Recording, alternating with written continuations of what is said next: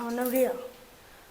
তুমি এখানে কি জন্য ভর্তি হয়েছো এই জিমে? মেনলি আমি ওয়েট লস করার জন্য ভর্তি হয়েছিলাম, যেটা রেজাল্ট খুব ভালো। 2 বছর ধরে করছি, তো আমার তো প্রায় 10 কেজি ওয়েট লস হয়েছে।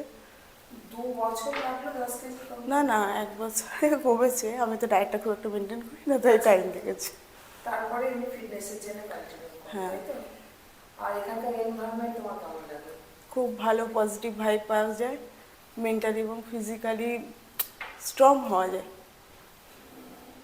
আর তুমি মানে ক্লাস কখন কখন হয় এখানে, বা কখন আসো তুমি?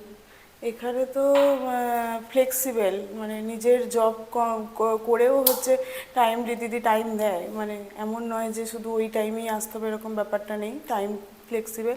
সকালে যাদের থাকে তাদের সকালে করতে পারে, যদি কোনো প্রবলেম না থাকে, নাহলে বিকেলেও ব্যাচ হয়। আচ্ছা, তাহলে তুমি সকাল বিকেল হ্যাঁ, আমার যেদিন আসো। যেদিন যেমন ফাঁকা পাই আমি সেদিন যেমন আসি। Thank you.